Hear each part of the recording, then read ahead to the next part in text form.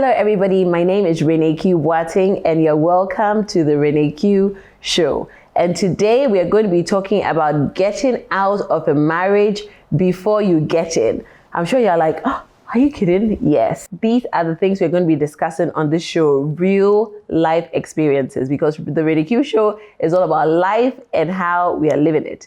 So today I have an amazing woman. You know, all the guests on here are amazing. I have a very, very, very amazing woman on the show today, Mrs. Irma Lee Quarcoo. She's actually my sister-in-law and a very good friend of mine as well. That's deep. And I love her so much for her thought. Like, this woman is a woman of wisdom. Sometimes few words, but deep words. Irma, you're welcome to the show. Thank you, Renee. Now, I had to have you on because you and I have had this conversation many times. Yes. It was more like rants, isn't it? Where we are just going on and on, back and forth. Yeah. And I thought, listen, these are conversations that sometimes we have behind, but we need to bring it to light. I agree. People need to hear our thoughts. People need to hear our experiences so they too can learn. Absolutely. I don't know who said that, but there's this quote that says that a wise person doesn't only learn from their mistakes, but can learn from the mistakes of others. People. And in this case, I won't even say mistake. I could also say experiences of others. Now, like I said, the topic is about getting out of a marriage before you get in. Absolutely. And you've shared an experience that you've had. Yeah. You know, tell us about it, please, because this is what we're going to be talking about today. So, Renee, again, thank you very much for the opportunity to be here. I am honored to be able to be on this platform with you. As you know, I hold you in very high esteem. And as my sister-in-law, I think more you're my friend before you're my sister-in-law. And I think I'm very glad that we have that relationship. Yeah. Now, to the topic at hand, it would only take you to get me to talk about this. But like you say, I had the opportunity to take a step back from a relationship in which I had made a significant commitment. And it was a huge lesson for me. I often wonder how many other women may have had the opportunity or the experience that I've had. So let me go back to the beginning, right? For me, marriage was never a big deal. I grew up in a single parent household. My father passed away when I was 4 years old. The biggest influences I had as far as marriage were my grandparents and my aunt and uncle were the biggest examples of marriage. But as growing up, I was always very clear I wanted children. The marriage part I wasn't so clear about, if I'm going to be honest. And I didn't even realize that until one of my friends was getting married. I think we just after college, and she was getting married. And I remember her saying to me, Irma, I've never thought of a wedding dress. Like, I don't know what my wedding dress looks like. And I was like, why would you know what your wedding dress looks like? She's like, young girls think about their wedding dresses and their wedding day all their lives. I'm like, they do? Oh, okay. Because it never hit you. Never a thing for me, right? So that was when I first started to appreciate how significant marriage was to a lot of people. Fast forward a few years later, I had moved back to Ghana. I was probably about 26 years old. And that's when the first questions and the But let me just interrupt. Go ahead. But you were in relationships. Oh, absolutely. But you never thought you were dating, but you never thought that would lead to marriage. I wasn't looking for marriage. Let me put it that way. In fact, I was very clear that I wasn't getting ready to be married. That's the one thing I was clear about. I didn't know when I would be ready, but I knew for a fact I wasn't ready. Okay. And I say that because prior to moving, I'd been dating a young man who was very, like, even his insinuations around marriage irritated me. Like, he would say things like, oh, stop trying to be so career oriented and come and do the laundry for me. And I would just be like, sir, do you even know who I am? I was very focused on career and achieving certain heights, right? And so for me, that had to happen. And marriage was sort of like, if it happens along the way, if that happens to me, but it wasn't like the main thing. But it was just not something that was on my list of to-dos. And I'm a very list-oriented person. So I was like, there are goals that need to be met, and marriage was not on that top 10 list. Right. So fast forward to moving back home around the age of 26, and that's when it first started to become pressure. Like, that's when I would go to the family events and it would be like, okay, so when are you bringing somebody by? And I was like, is this a thing? Is this really happening? Yeah. And so around the age of about 28, I think that's when I started to ask myself, okay, when do you plan to do this, Irma? And was it because of the pressures? It was because of the children. It was because, again, the messaging was, and I think my mother knew me well enough to start saying to me, your best childbearing years are between the ages of 24 and 28. You're 28 now, So like, what is the plan? Mm-hmm. And that's actually when I started thinking about it. I was like, if that's true, then what am I doing? Am I doing my children a service? Like, will I make it more different? Because again, at that point, I started to think about the medical implications of having children when you're older. And I started reading about those things. So I started making a plan. Again, back to my planning. I was like, okay, so I'm 28 now. The best years expire at 28, but you still have a window up until you're about maybe 45. But really, you don't want to go past 35 because medically 35, then you're really like setting yourself up. So I was like, okay, between now and 35, what is my cutoff point? If by 32, I don't meet somebody that I'm going to marry, I need to freeze my eggs or choose a sperm donor. You planned all of that. This was clear for me, very clear. I was like, I'm having the children. The marriage, if I don't find somebody that I see myself spending the rest of my life with, I'm good. I was very clear about this. So in the context of thinking about children, I met a young man who, and again, once I made this plan, I was like, okay, so then maybe I need to actually look at the husband thing. What does a husband look like? What do I want out of a husband? But that's like, then you only then decided to get married so you have children. God knows. Is the truth. God knows. I mean, that's what led me to marriage. Obviously, my position is very different now. But truthfully, my lens through which I was looking at marriage was directly tied to me having my children and recognizing that a two-parent household is more healthy for children, etc. Genuinely, my motivation was not about having a husband. It was about having the best scenario for my children. So I then went to the list. Okay, what does this man need to look like? So he had to be God-fearing. He had to be like as ambitious as I saw myself or more, a high achiever, somebody who was happy for me to be a high achiever as well, somebody who had international exposure, somebody that I could... Wow, that's a powerful list. I mean, let me tell you. That's another topic. So like that's a top 10 list. That's another episode. Let me tell you. So it was a top 10 list, and then at some point, I think I went to church and I heard a sermon about non-negotiables. Right? It's like, we set up these lofty expectations of what a mate should look like. Reduce it to top 5, and of your top 5, like have your non-negotiables, right. The things that you have to have, and then of course remember the 80-20 rule. So I was like, okay, all right, I got this. I'll find him somewhere along the lines, and if not, by 32. We'll go and see about these eggs. So I'd even checked out sperm banks. In fact, young friends of mine that I met that were super smart or something, I'd be like, you know what, you're on my list. And they're like, what list? I'm like, you're on my sperm donor list. Is that okay? Can I come back to you? You are kidding me, Irma. You are kidding me. Anybody who's watching this, I'm not going to say their names here. Don't say their names. Oh my goodness. No, but you actually say that to them. But Irma, listen. No. Wait. No, let's pause. Because I have been quiet and I've been listening to you. But and even the conversation that we've had, you haven't said this part here. Oh, Charlie. But are you kidding me? No. Like you actually would have asked somebody to donate their sperm, but then they would know that that's their baby you're carrying. Yeah, and they would have to sign an agreement that they don't want to have anything to do with the child. Are you kidding? Yeah. Really? And you were okay with that? Firmly. Wow. Is it because of something you went through or anything you went through? I think it's because, honestly, marriage... Okay, if I think about it today, from the lens of me today versus the lens back then, I saw in my family, especially in Ghana, majority of the women were doing it by themselves.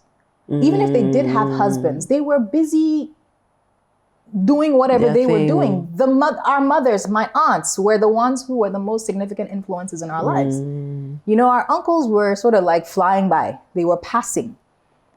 So they didn't make it. It wasn't appealing to you. Yeah, they didn't impact. None of them made me, when I was thinking about a husband, think, Uncle like you so-and-so. yes, or I really like. My grandparents had a beautiful marriage, but my grandmother died when I was about 8 years old. So again, I didn't get a significant amount of it, but I do remember because I lived in their house and their connection was beautiful to me. Like one of the things I think I told my husband about, which he always remembers to do now, is my grandfather would walk into the house when we were children and don't speak to him until he sees his wife and kisses her. Otherwise, you're irrelevant. And your husband is doing that now? My husband does a good job of that. So listen, let me tell you. Girls, tell him what you expect. Let me remind you, her husband is my brother. Get it?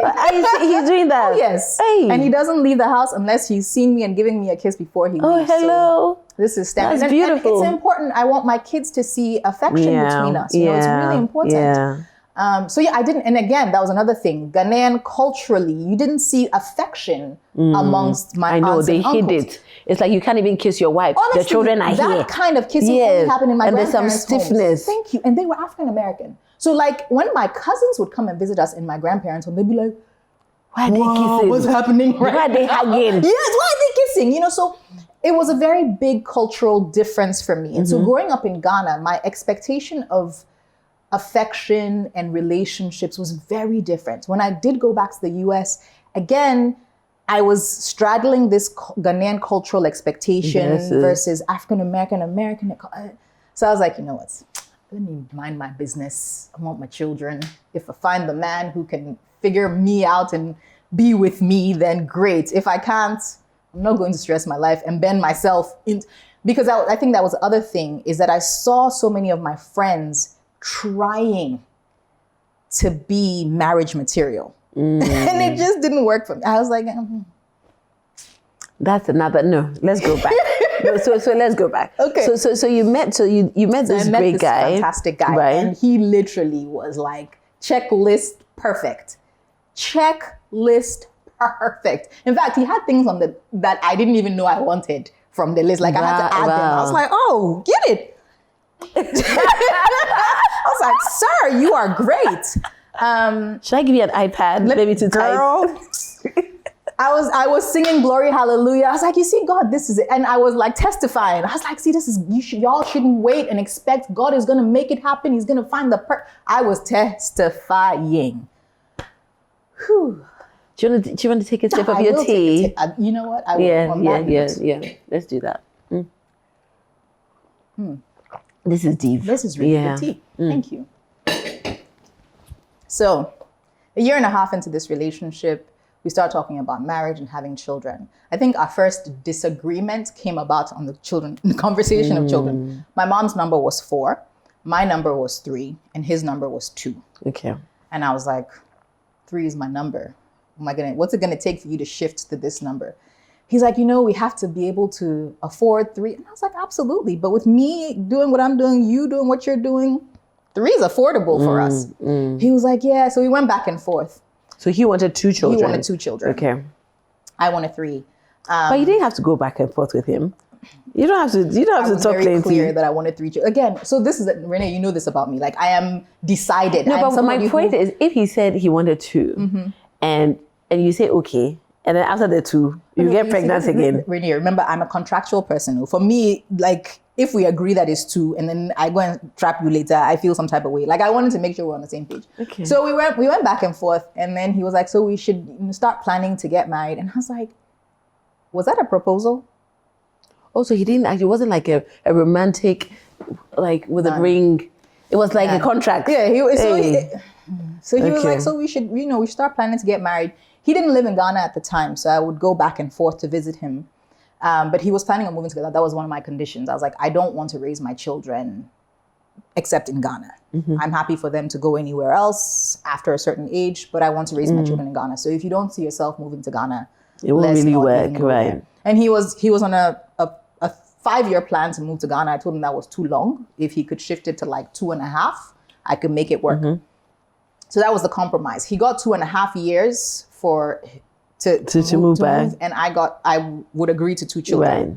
So this was contractually. Hey, this is a serious contract. So on my next trip to visit him, and one of my things at the time, it was a thing for me. I was like, I needed to have a minimum carroting for my engagement ring. And are you kidding me? I'm not kidding. And that's we very should write African a book. American. We should write a book. We should. You write the book. I'll read it and edit it. So I told him this. I mean, I'm very, Renee, you know this. Do you know why? about me, Do you know right? why I'm almost amazed? Okay, because this is a different kind of mindset, and there are probably other people thinking like you are thinking, but they are not telling anybody, or they're even not even realizing that that is what they want. But I can understand them not telling people, because whenever I would vocalize my perspective among my peers, they were all like, "Hey, always something different. It's over to you." And at a point, I just had to accept that I was just a little different. And that's kind of how I approach things. But what that makes me do is that I insist on authenticity, right? I always say to people, listen, I'm bringing my full self. What you see is what you get. Yeah. And I invite you to be the same. Like in this space, you're safe. However you are, I can appreciate and respect you exactly as you are, because you're going to get that from me. I'm not going to soften myself for you to be more comfortable. It is what it is. And to be honest, that has taken a while, because initially there was a lot of resistance to my perspective amongst my peers.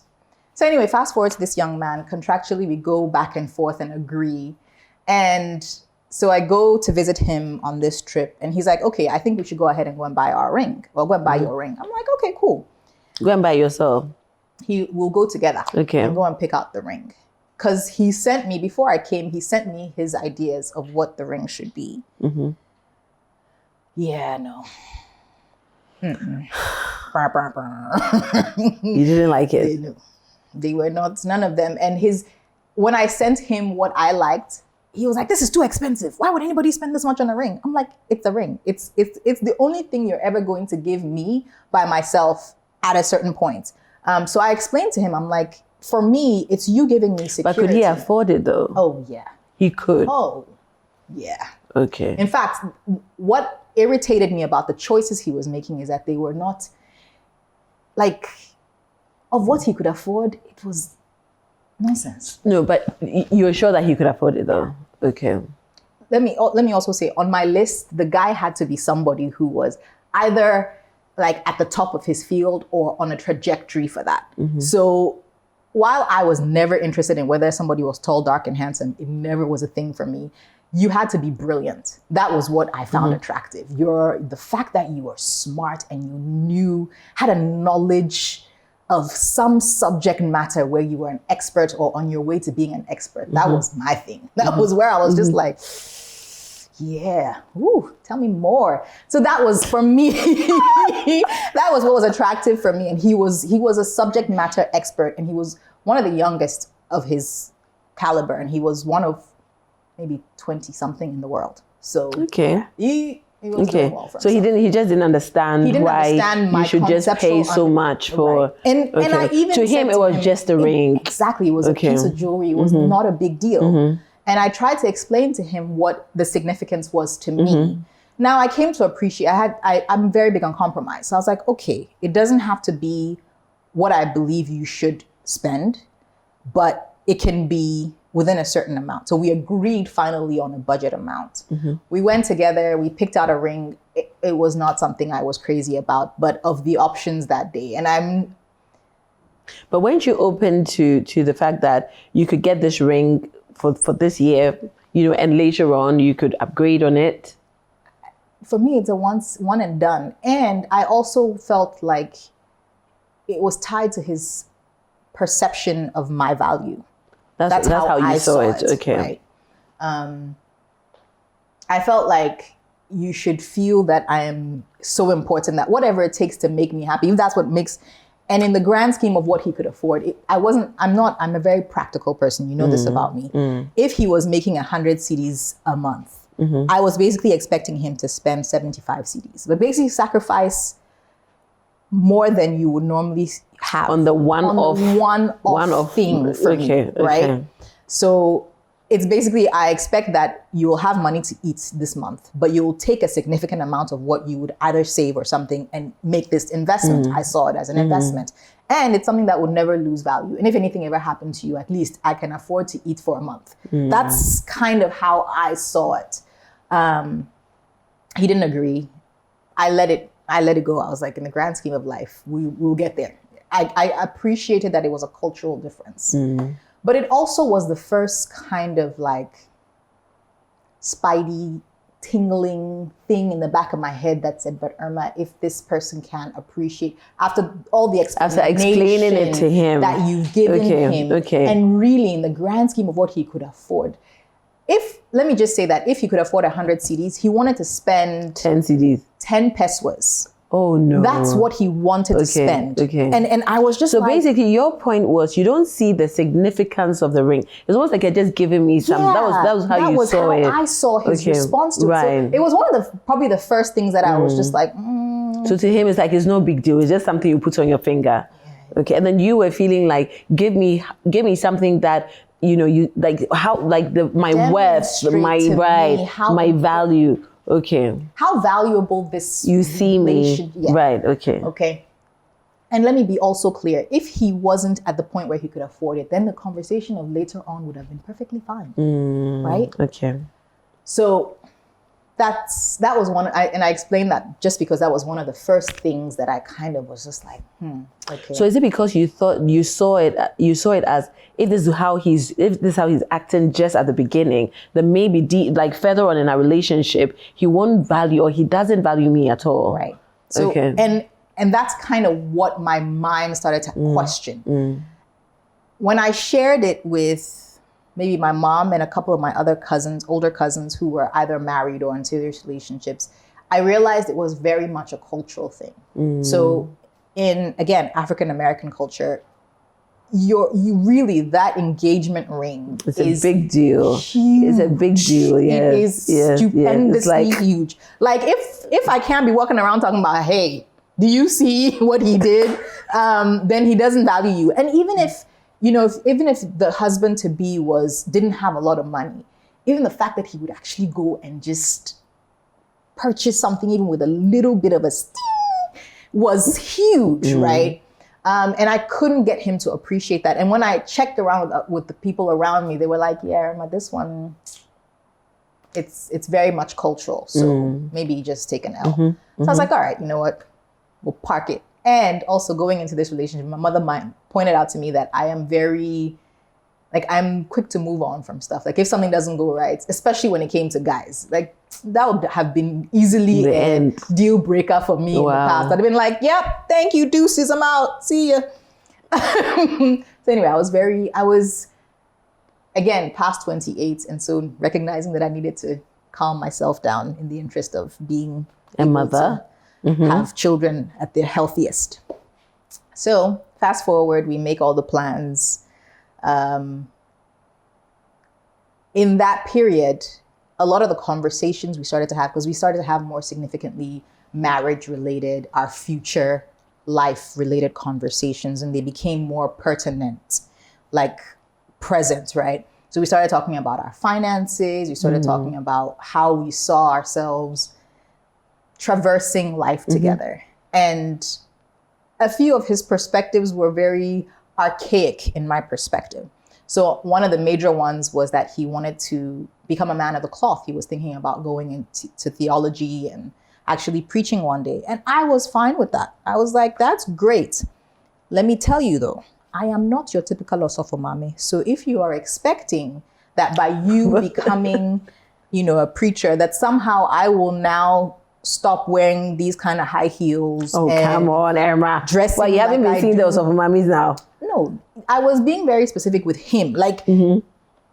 But did you think that he expected that if he became... I started to have those concerns, is what I'm saying. At the time, in the exchanges, I started to see where he was kind of asking me to tone it down. And his expectations, once we are married, and it was always conditional, like, but once we're married, then you won't need to do this. Once we're married, this won't be necessary, right?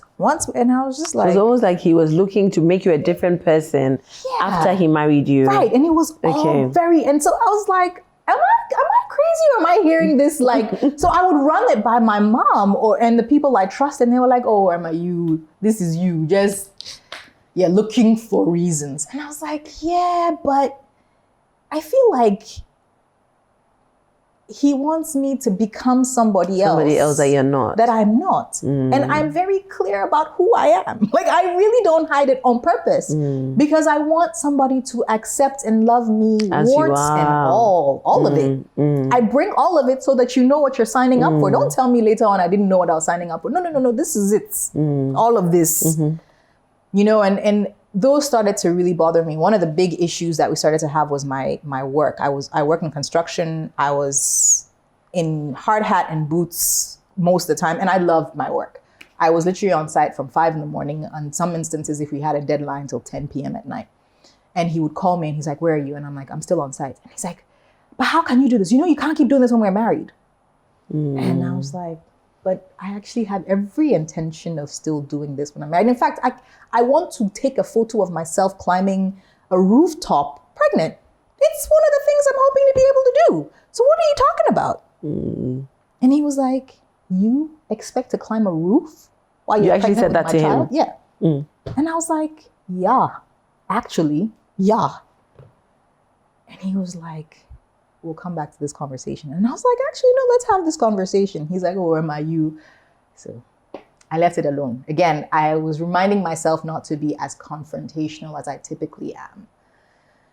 And reminding myself that marriage is a marathon. It's not a sprint. You don't have to fight everything today. So fast forward, despite some of the concerns, we'd set a date. Families got together, went through the different steps, exchanging lists, agreeing, etc. But you weren't really happy at the time. I was fine. I had concerns. That's okay. Let me back that up. I had concerns. I was very clear that I had concerns. But I was leaning on advisors. I had people that I really trusted, my mom, my aunts, my cousins, my older cousins. I did a lot of consultation with them.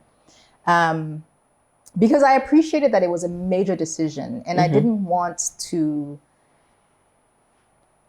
do my usual, which is find fault and then pack it up because of any fault. And I appreciate that a marriage was a big decision. I appreciated that it was a long haul. You were seeking the advice because of the experience. Exactly. Because of the experience, one, because I trusted them, two, and because they had the experience. Right. My parents' marriage, or the stories I heard about my parents' marriage, was really something that I held as a beacon for marriage, because I was often told that they had a very lively romantic marriage. Like, my dad was still trying to pick her up as his wife. One of the best stories, and I'm sorry, and this is digressing, but I want to share it because it's such a good one. One of the stories, my mom was riding down the street with one of her cousins who had never met my dad before. And this car pulls up next to her in traffic and rolls down the window and starts saying how beautiful she is and can he get her number. And it was like, this is my. It was her husband. It was her husband. So when my cousin found out later that it was my dad, she was like, "Hey, sister, this is how this is." So they had so that. They would joke and have fun and very, very cute. So that was aspirational for me. But my mom also let me know that it's not an easy decision. That doesn't mean the person is perfect. It's just that that's your person. Right. So I was very intent on finding a committed relationship and not finding minor faults with it. Right. I had very significant concerns. Within me, I was not settled. Worried? I was definitely worried. I definitely, my normal instinctive self was running in the other direction, 100%. But at the time, did you think you didn't want to because you'd gone too far? Because you had set a date for the engagement and everything. The reason to see it through was because I am the person who sees things through. That's kind of like at the point where I'd said yes, it's like, I'll see this through. It's almost like, so you'd made the decision and it will work. Yeah, I'll make it work. Right. So that was my position. Right. Let me that's clear. You're absolutely right. I'll make it work. Whatever it is, we'll make it work. Because this person meets the basic foundational pieces. So there's room to work with this. We don't understand each other. But I mean, even you're not even done yet. But even from this, I'm also learning that just because you've ticked all those points and they meet all these, requirements that you want, doesn't mean that you will be happy. Absolutely. So this was the lesson for me. So fast forward, we actually set the date. The date shows up. We all show up. It's a beautiful, beautiful experience. we both show up. We have a traditional engagement, specifically an engagement because there was no blessing, there was no signing. So just it a was very traditional, right? Families meeting each other Right. and agreeing. Me being asked, do I want to marry Right. him, and saying yes, and all of that pomp and circumstance. It was a beautiful day. I was beautiful. He was handsome. It was all great. So now, as far as I am concerned, from a tradition, and I've always been more interested in a traditional marriage than a white wedding. He was very intense that we were going to have both. At this point, You didn't want to. I wasn't keen on a tradition. Marriage wasn't a big deal for me. And really, even the spending on the weddings, that's why for me, the ring was more important. Like, spend on my ring. Right. And then let's not do such a big thing. And then let's rather put it on my finger. Thank you. Okay. Put it on my finger. Okay. The thing where people are going to come and eat my food. Right. I never believed in the idea of spending so much money on an event so that other people can come and see. Right. So you wanted something small, but rather invest that rather. I was more interested in the traditional where the families come together and agree to respect and love each other. The significance of that was way more important for me than going and standing in some church. Even at the time of the traditional, where we had agreed that we would have the wedding 6 months from that point, I hadn't even looked at wedding dresses. That's kind of gives you a sense of my frame of mind. So anyway, we go through the traditional. At this point, for me, we're as married as I ever planned to be, right? As far as I'm concerned, it's done deal. At this point, your family, my family, we've gotten together. They've asked me, are you going to marry him? So me, I was married. Whether we did the rest, we didn't do the rest, I was clear. Right. So I started to engage with him. Now, he was still living abroad and I was still living in Ghana. And the plan was for me, once we actually had the white wedding, to move for the 2 years, right? Because a 6 month time frame was the 2.5. The half was getting to the white wedding. Anyway, so in this 6 month window, though, everything shifted entirely for me. Because, and I say this to people, being in a boyfriend-girlfriend relationship is an entirely different experience to being married. And I encourage anybody who's ever said I do to put on this new lens that I now had. So in this lens, I've made a commitment and there's no turning back at this point. At this point, you can't just get up and say, you're annoying me. I'm out. Oh, yeah. At this point, it's done. Yeah, the two of you are And together. once I started to look at it that way, our exchanges started to really make me question whether I saw long term. I actually hadn't, up until this point, questioned whether or not I wanted him to be the father of my children. You hadn't. Even though you were so focused on children. I think that was also one of the things I realized later on, because I started to realize that our exchange. So was it that you were sort of in love with, the requirements that he met? Entirely. And that was what it was. So you were probably blinded by that. I think at that point it was transactional. I was like, okay, and to have children, I needed to get married. So I needed to get to that point.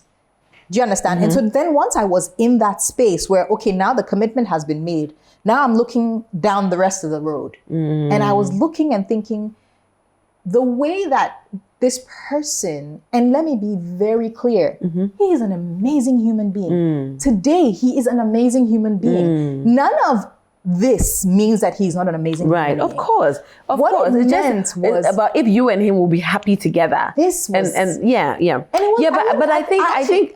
Go ahead.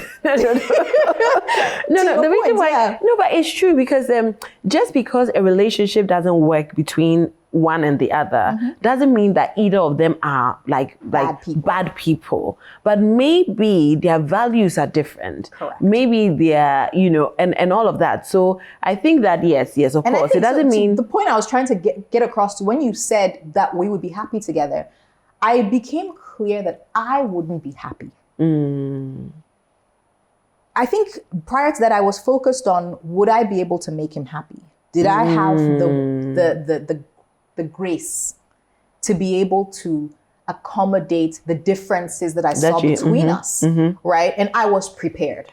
I was very much committed to doing that, to bridging whatever gaps needed to be bridged for him to be happy. Right. And you were not thinking about yourself. I wasn't thinking of me. So when I stopped and started to ask myself, but Irma, it's almost like you wanted to please him. Yes, I wanted to make him happy. And then I started to, because I also believe that that's part of marriage, right? Like you commit to the other person, they're responsible for also, their whole focus should also be about making you happy. And if the two of you are trying to make each other happy, then you're going to be happy. Right. But I started to realize that it was very much skewed towards, I was definitely engaged in trying to make him happy. But I started to ask myself, is he capable of making me happy? So at that point, he wasn't making you happy then? I realized that he wasn't making me happy, yes. I realized I was postponing my happiness to a later date. Like it will come. We will work through this and then I will be happy. Yeah. And I realized, okay, Irma, actually no. You should be happy. So what got you to that point? Was it a single event? No. It was a culmination of different things. But I will say that if I sit today, one of the biggest lines for me was we'd started counseling for marriage, because at church we were going to get married and required us to go to a certain counseling process. So, and it was an odd counseling because it was a group counseling. I'm saying odd because I always assumed counseling was a one-on-one thing, but I found out the church does it as a group counseling. Anyway, in that group counseling, one of the things that was particularly bothering me at the time was our decision-making mechanism between the two of us. You know, I just didn't feel like my contribution was valued in the same way that I valued his contributions. And it was a niggling bit. Like, and when I would raise it, it's like, oh, you're making mountains out of molehills. This is not that deep. It's not that serious. And I would leave it and come back to it. And I was just like, but it is serious for me. For you. So if it's serious for me, why aren't you prioritizing the seriousness for me? It's almost like, putting you down. Right. And I would just be like, but it is for me. And so I actually would go back and say, okay, I hear you saying it's not deep in your perspective, but it's deep for me. So can we have the conversation? He's like, oh, but why are you looking for fights? So at that point, I recognized that we didn't have a conflict resolution mechanism between us. But then how would having a discussion be a fight?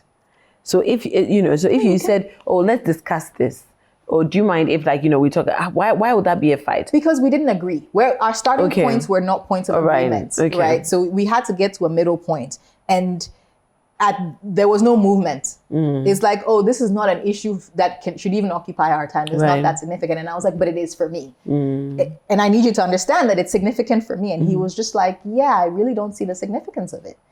And that really started to sit with me. And I was just like, at what point? I feel like the only thing I should ever have to say is that it's important for me. And so then it started to ring true for like the ring. And all the little things that over time had been minimized that I was saying, actually, I hear you saying that it's not culturally something or Irma, any of those things. I don't even know why I feel right now that somebody's watching and thinking, hey, it's true. I'm going through the same thing. I hope this is valuable for somebody, and it's why I'm sharing it, Renee. It's so important for us to have discussions like this. It's so important. It may sound weird to some people, but really these are real life. And marriage, like you're saying, is forever. It's for the rest of your life. Many people enter it and they become dead in the marriage. They're living, but it's almost like they're dead because of unhappiness. So I have to say thank you so much, So this is part 1 of how to get out of a marriage before you get in. And it's been great having you on. It's been great having my guest, Irma, who shared so much. And I'm sure many people out there sometimes go through certain things like this. I mean, just being aware, knowing within you that this isn't for me, and yet still going through it. And not just marriage, it could be some job, it could be, so many different things. So I'm so glad that you're watching this, and I really, really hope that you pick some nuggets of wisdom to apply to your life. Don't miss it. Next week is going to be part 2. It's going to be amazing. It's going to be very, very, very interesting, and it's life-changing, really. That is what it is. Thank you so much. Follow me on Instagram at ReneeQGH and send me a DM. Share your thoughts. See you next week. God bless.